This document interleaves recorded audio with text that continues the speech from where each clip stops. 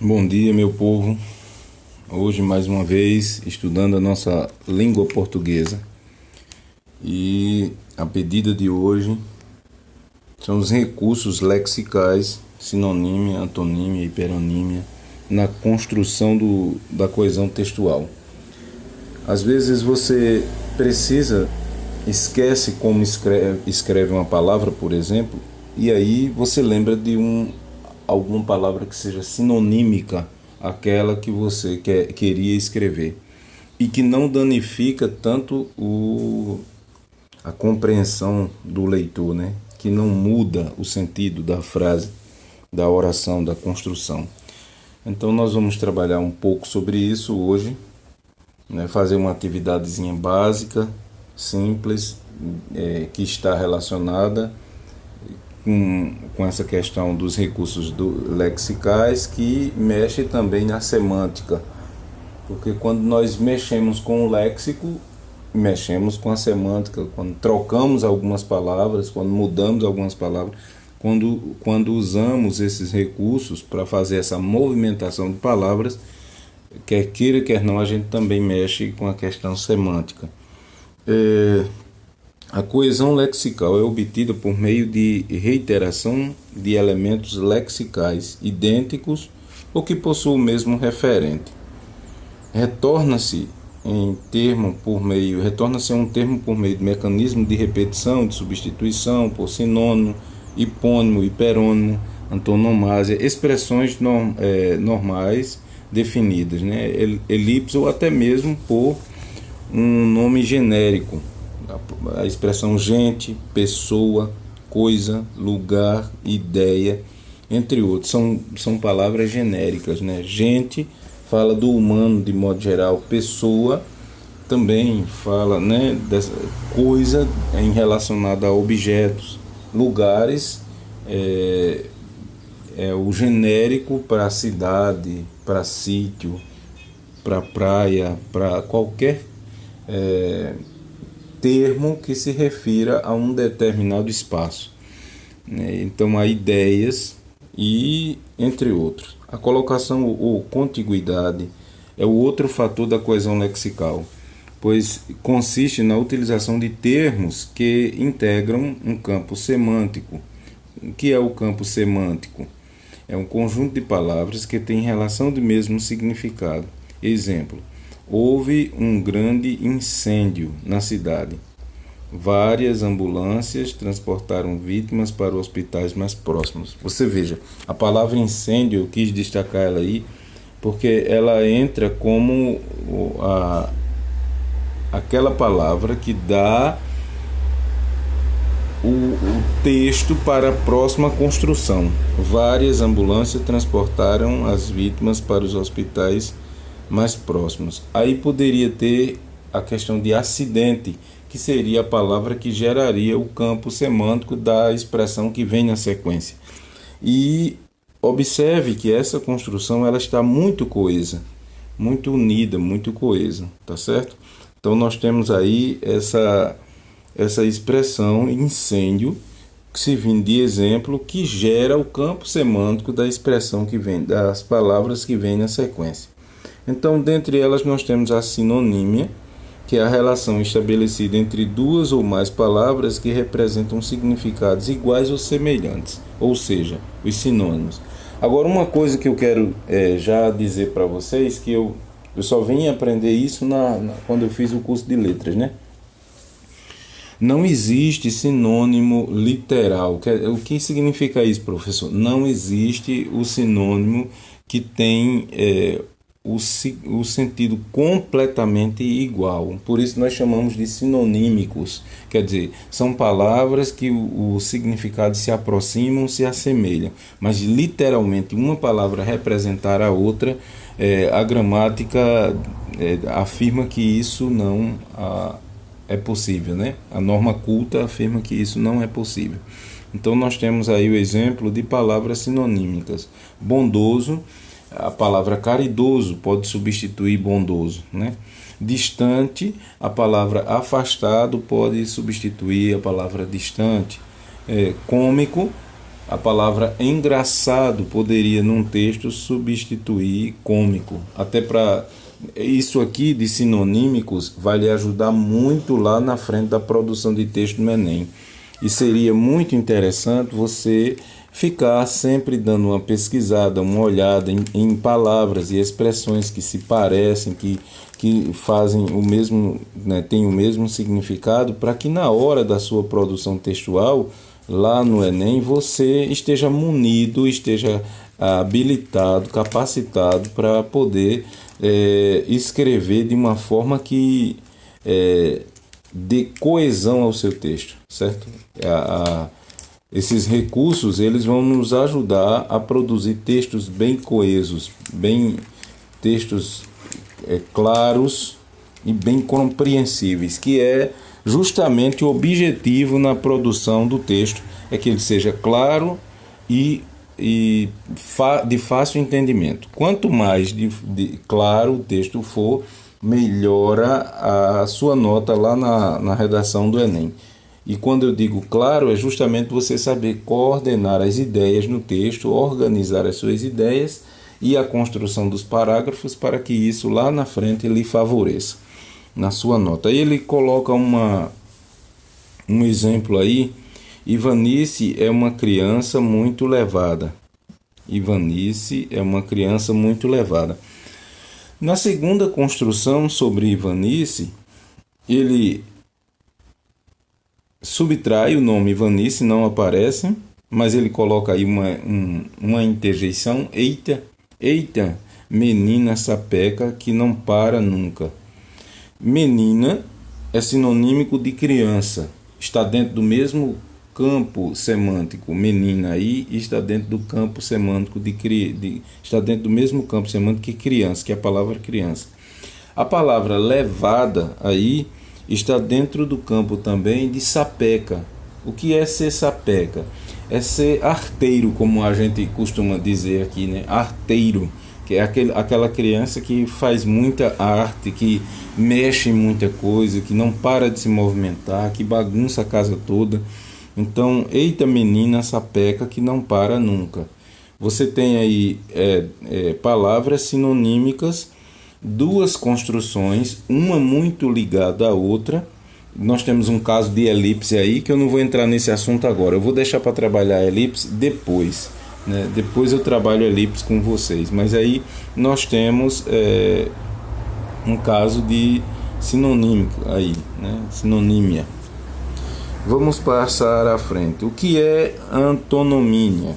O que é antonomínia? Antonomínia é o fato de duas ou mais palavras possuírem significados opostos. Neste sentido, há uma relação de opositividade, né, e contrariedade entre as palavras. Antonomínia é formada por antônimos. Né? O que são antônimos? Antônimos são palavras da mesma categoria morfossintática. Eita, professor, eu esqueci o que é morfossintática. Morfo é forma, certo? É a forma. Morfeu era o deus do sonho, né? Na mitologia grega, e ele tomava a forma, né, de uma pessoa humana nos sonhos dos outros, um Morfeu.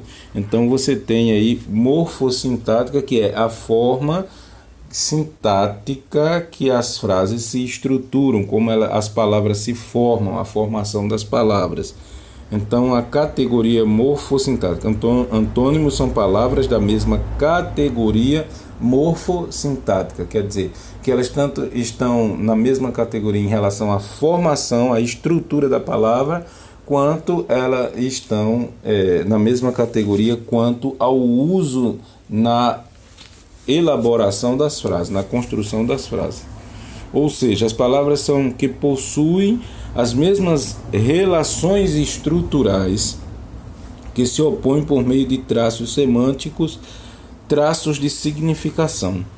Os antônimos podem ser formados por palavras com radicais diferentes, palavras com o mesmo radical, mas com a oposição formada por meio de prefixos de negação e palavras com o mesmo radical, em que a noção de contrariedade é constituída pelos prefixos do significado oposto, tá certo? Então a noção da ideia contrária é formada por prefixos de significado oposto. Então você tem aí várias, ele está apontando que existe vários tipos de antonomínia, quer dizer, de palavras antônimas, né?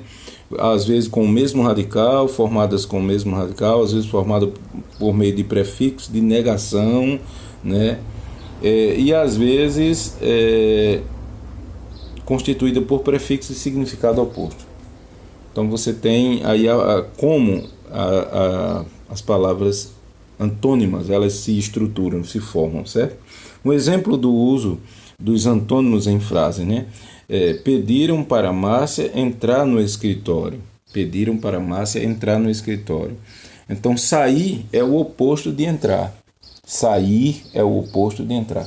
Entrar é um verbo, aí você tem um verbo, né, de primeira conjugação, terminado com AR. Sair é um verbo de terceira conjugação, né, terminado com IR.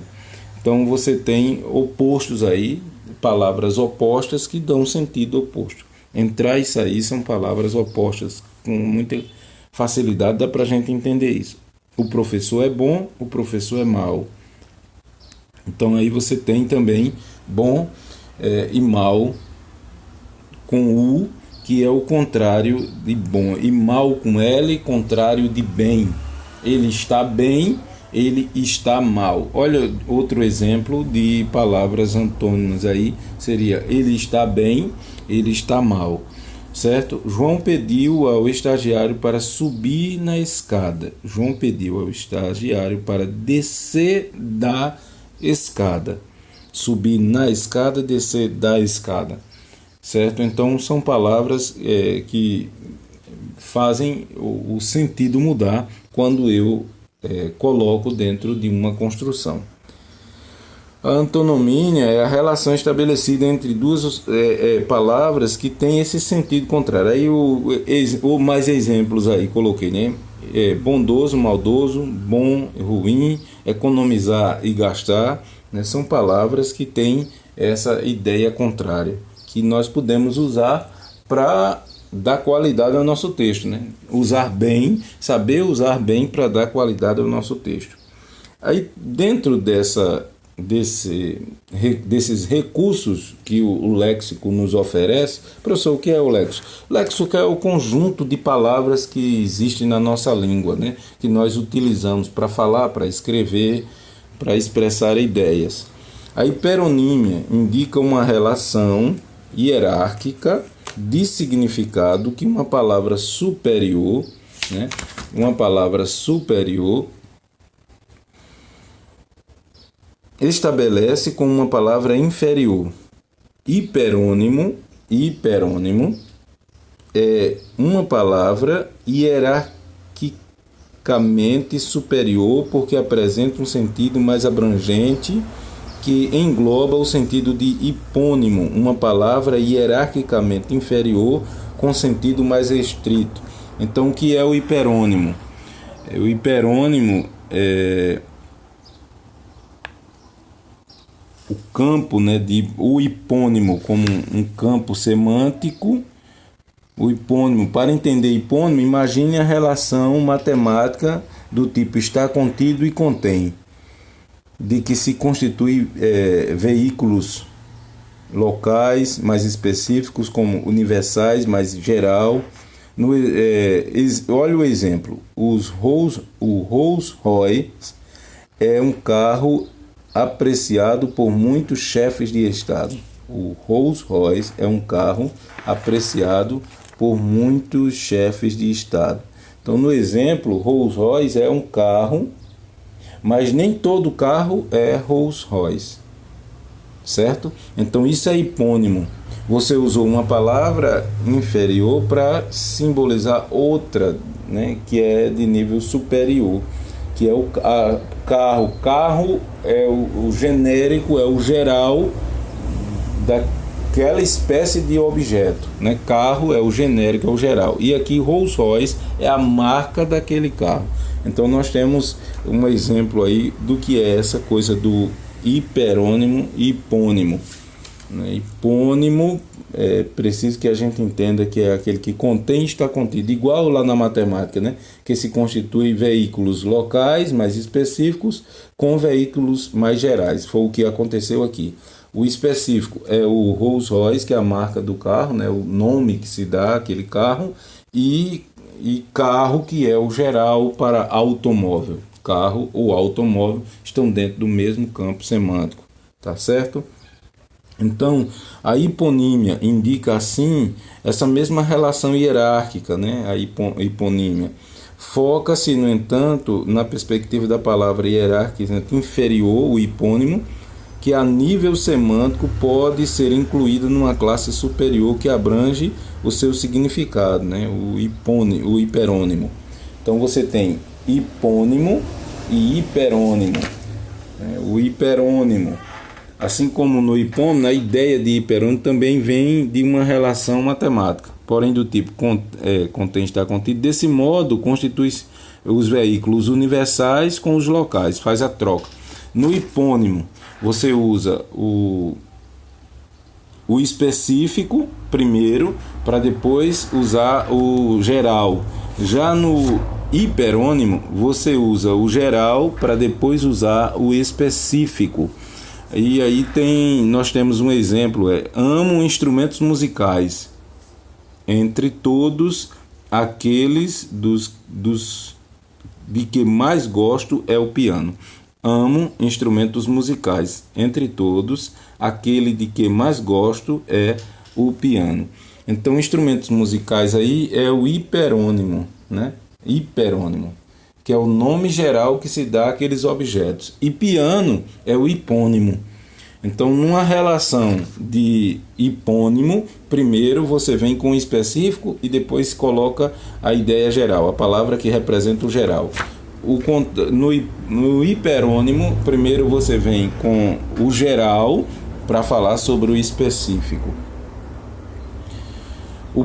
Por exemplo, país é hiperônimo de Brasil. O contrário também é verdadeiro. Brasil é hipônimo de país. Mamífero é hiperônimo de cavalo. Hiperônimo de cavalo. Todos os animais mamíferos. Então, animais mamíferos. Cavalo está dentro dos animais mamíferos. Então, hiperônimo. Jogo é hiperônimo de xadrez, né? Xadrez é o hipônimo de jogo. E aí você aqui tem com muita clareza os mesmos exemplos ao contrário. País é hiperônimo de Brasil, Brasil é hipônimo de país. Cavalo é hipônimo de mamífero, mamífero é hiperônimo de cavalo. Xadrez é hipônimo de jogo, jogo é hiperônimo de xadrez. Então nós temos aqui essa relação bem clara aqui nos mesmos exemplos ao inverso, para você possa entender. Hiperônimo eu uso o geral. Hipônimo eu uso o específico, certo? Os hiperônimos apresentam um sentido abrangente, transmitem a ideia de um todo, representam as características gerais, genéricas de uma classe e permite a formação de subclasses associadas a ela. Então, o hiperônimo ele apresenta essas 4 características aí, certo? Apresenta o sentido abrangente, quer dizer, geral, transmite a ideia de um todo, representa as características genéricas de uma classe, permite a formação de subclasses associadas a ele. Já o hipônimo, né, as características apresentam um sentido restrito, né, específico, transmite a ideia de um item ou parte de um todo, representa as características específicas de uma subclasse, permite a associação a uma classe superior mais abrangente. Então você tem aí essas características. Aí exemplos de hipônimos e hiperônimos. Hipônimo, aí eu tenho cor, né? O hiperônimo, eu tenho cor. Hipônimo, aí verde, azul, amarelo, vermelho, branco, que estão dentro do mesmo campo semântico, certo? Fruta, eu tenho maçã, banana, manga, abacaxi, jaca, laranja e etc, etc, etc. Então, estão dentro do mesmo campo semântico que é o hiperônimo, né? A fruta, né? Veículos. Aí veículo é o meu hiperônimo, o geral. Aí dentro de veículo tem carro, automóvel, moto, bicicleta, ônibus. São os veículos. Esporte eu tenho natação, futebol, patinação, atletismo, esgrima, judô, karatê e aí por diante. Esporte é o meu hiperônimo e os nomes dos esportes são os hipônimos. Animal é o campo hiperônimo, né, animal. Aí eu tenho cobra, onça, cachorro, urubu, urso, que são os meus hipônimos. E aí por diante, gente, a flor, né, rosa, margarida, malmiquer, hortênsia, orquídea. Flor é o hiperônimo, o nome das flores são os hipônimos. Aí eu tenho eletrodomésticos, é o meu hiperônimo, aí geladeira, batedeira, liquidificador, aspirador de pó, ferro de engomar, são os hipônimos. Os móvel é o meu hiperônimo, aí no meu hipônimo tem estante, armário, mesa, cadeira, sofá. Ferramentas é o hiperônimo e no hipônimo eu tenho martelo, serrote, alicate, enxada, chave de fenda. Ave é o meu hiperônimo. Aí tenho papagaio, gaivota, bem-te-vi, arara, coruja, são os hipônimos. Doença, que é o hiperônimo, no meu hipônimo, gripe, sarampo, cachumba, catapora, bronquite, covid. Então eu tenho aí os hipônimos, certo? O uso de hipônimos e hiperônimos, né, é essencial para a construção de uma boa coesão lexical no texto. Os hipônimos, né, hiperônimos e hipônimos atuam como recurso coesivo lexical que permite a abordagem de um tema, evitando repetições vocabulares. Além disso, desempenham uma função anafórica no texto, fazendo referência a uma informação previamente mencionada. Quando eu faço referência a uma informação anterior, a um nome pessoal, a um substantivo qualquer que está no texto anterior na frase, eu chamo essa relação aí de anafórica. A catafórica é quando eu faço referência ao que vem depois, e anafórica é o que vem antes, né? A previamente mencionada sem a repetir, através do uso de substantivos genéricos e específicos, certo? Então aí espero ter contribuído com a aula de vocês, espero ter contribuído com a compreensão. Qualquer dúvida, entre em contato comigo, certo? Eu vou disponibilizar a atividade com 6 questõezinhas para a gente trabalhar. Um forte abraço a todos, um bom dia a todos, Deus abençoe a vocês.